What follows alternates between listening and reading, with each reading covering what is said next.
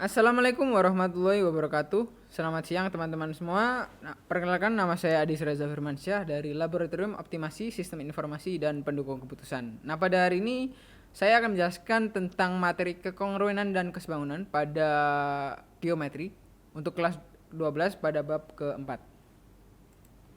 Nah, untuk sejarah geometri sendiri itu diperkenalkan oleh Thales. Jadi Thales ini seorang filsuf Yunani, matematikawan dan ilmuwan.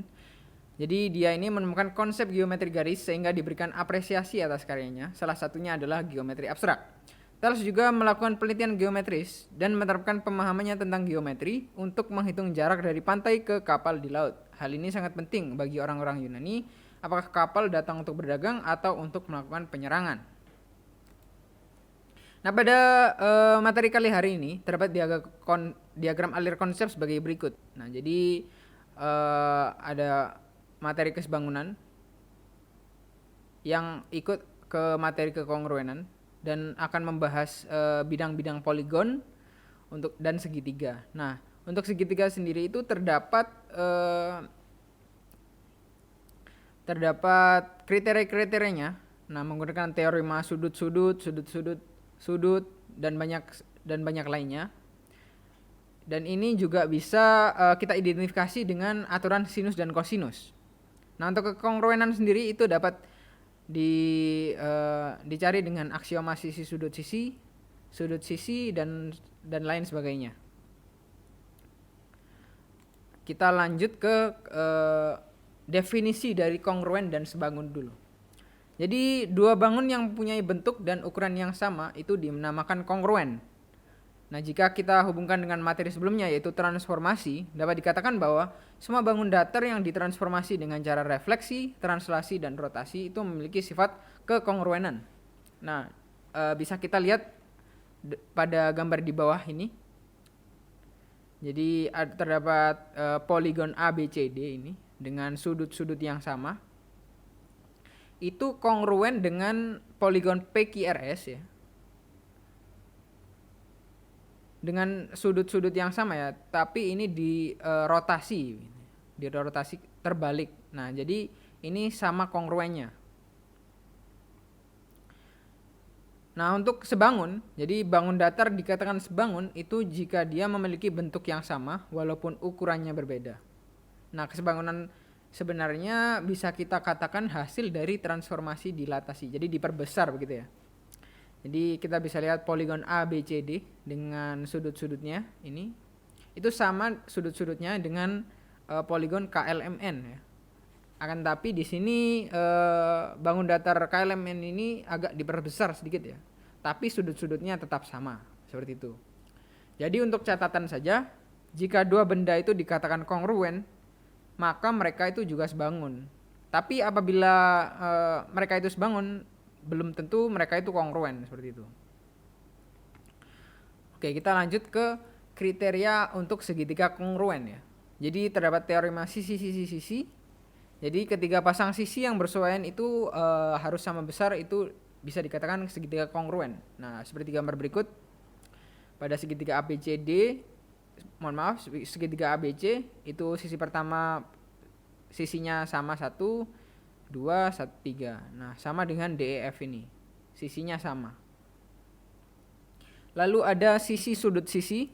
Jadi dua pasang sisi yang bersesuaian dan sudut-sudut yang bersesuaian di antaranya itu keduanya sama besar. Nah, jadi ada sisi yang pertama pada AB dan DE itu sama, lalu AC dan DF itu sama juga sisinya. Dan untuk sudut di antara kedua sisi yang sama ini itu juga sama. Jadi sudut A dan sudut DEF dan sudut CAB ini ya. Lalu terdapat teorema sudut sisi sudut. Yang pertama yaitu dua pasang sudut yang bersesuaian dan sisi-sisi yang bersesuaian di antara keduanya itu sama besar. Jadi untuk sudut CAB itu sama dengan FDE dan ACB itu sama dengan DEF ya. DFE, mohon maaf. Lalu untuk panjang AC dan DF itu sama. Lalu terdapat teorema sudut-sudut sisi. Jadi dua pasang sudut yang bersesuaian dan satu pasang sisi yang bersesuaian bukan di antara sudut-sudut itu adalah sama besar. Jadi kita lihat di sini untuk CAB, sudut CAB sama dengan FDE, lalu ACB itu sama dengan DFE, dan sisi pada BC dan EF itu sama besar ya. Seperti itu. Lalu terdapat teorema kaki hipotenusa juga. Jadi sepasang hipotenusa dan sepasang sisi lain yang bersusunan sama besar dalam dua segitiga siku-siku. Jadi terdapat dua segitiga siku-siku ini jika satu sisi miringnya ini ya, sisi miring dan sisi yang lurus yang bawahnya ini alasnya ini sama dan dia itu siku-siku, maka segitiga ABC dan DF ini merupakan segitiga yang kongruen seperti itu ya. Terdapat kriteria sisi-sisi sudut juga, tapi kenapa sisi sudut ini bukan kriteria? Jadi kriteria sisi-sisi sudut ini hanya berlaku jika sudut-sudut yang bersesuaian berhadapan dengan sisi terbesar dalam segitiga, karena hanya kadang-kadang benar. Nah, seperti contoh seperti gambar di bawahnya ini. Jadi ada segitiga ABC ini dengan sisinya AB dan DE ini sama, lalu AC dan DF sama juga. Lalu untuk sudut yang ABC dan DF itu juga sama. Jadi hanya kadang-kadang benar. Nah, untuk contoh soalnya bisa kita lihat pada gambar di bawah ini. Jadi kita memiliki segitiga ABC dan DCE. Kita diminta untuk membuktikan bahwa segitiga ABC itu kongruen dengan segitiga EDC. Jadi berdasarkan gambar di atas itu diperoleh bahwa AC itu sama dengan EC ya. Sama ya ini sisinya, panjang sisinya. Ada tanda sama panjang. Dan sudut ACB dan sudut ECD karena saling bertolak belakang itu juga sama ya sudutnya. Dan BC dan DC, BC dan DC ini juga sama sudut-sudutnya. Sisi panjang sisinya sama. Jadi ada tanda sama panjang, maka bisa disimpulkan ya segitiga ABC itu kongruen dengan segitiga EDC berdasarkan kriteria sisi sudut sisi. Seperti itu. Lalu kita lanjutkan ke kriteria segitiga sebangun. Jadi terdapat 3 kriteria. Yang pertama ada sisi. Jadi 3 pasang sisi yang bersesuaian itu sebanding.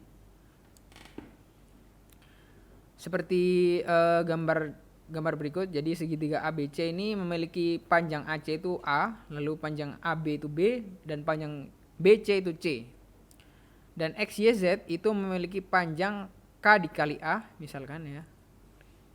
Lalu XZ itu panjangnya KB dan panjang YZ itu KC. Jadi dikali gitu ya. Dari panjang masing-masing sisinya. Nah, kriteria kesamaan sisi-sisi ini memungkinkan kita untuk menghitung panjang sisi yang hilang pada segitiga sebangun. Karena XY itu sama dengan KAB dan YZ sama dengan KBC, XZ sama dengan KAC, maka bisa kita tulis ya. Jadi XY per AB itu sama dengan YZ per BC, sama dengan XZ per AC, atau sama dengan K tadi. Lalu ada sudut-sudut, jadi 2 pasang sudut yang bersesuaian itu sama besar. Jadi sudut yang pertama ini sama besar dengan sudut yang kedua ini. Maka yang pasti sudut yang ketiga ini juga pasti sama besar ya. Lalu ada sisi sudut sisi, jadi 2 pasang sisi yang bersesuaian itu sebanding dengan sudut-sudut yang bersesuaian di antara keduanya sama besar. Jadi misalkan panjang sisi yang pertama itu A dan panjang sisi yang kedua itu B, dan di tengah di antara sisi yang sama ini dengan ini ya, dengan yang satunya ini sama ya. Lalu sudutnya ini juga sama, maka itu segitiga itu dapat dikatakan sebangun seperti itu. Lalu kita lanjut ke contoh soalnya. Jadi terdapat soal UNBK ya, Matematika IPA pada tahun 2019. Perhatikan gambar berikut. Nah, kita diberi gambar segitiga ya. Dua segitiga yang BC ini agak menjorok ke dalam ya. Lalu dan segitiga ABF dan CDE ini kongruen seperti ini. Nah, jika AB sama dengan BC sama dengan CD, maka panjang BF, jadi kita akan menghitung panjang BF yang ini ya, yang tidak diketahui ini. Jadi penyelesaiannya pada gambar di atas itu terdapat simbol arah tanda panah. Garis yang ada arah tanda panah itu artinya adalah garis yang sejajar ya, yang tanda satu. Dan garis AB itu sejajar dengan garis CD, dan garis CB itu sejajar dengan garis ED. Jadi untuk mendapatkan panjang garis BF, kita coba gunakan garis bantu. Dengan ilustrasinya pada gambar yang di samping ini, kita gunakan warna merah. Jadi karena panjangnya ini sama ya, 8 cm ini ke sini. Ini ke sini juga karena sejajar ya, 8 cm juga. Dari gambar di atas itu kita perhatikan bahwa segitiga ABF ya, segitiga ABF ini dan segitiga AGE adalah segitiga yang sebangun ya. Maka berlaku rumus yang tadi ya.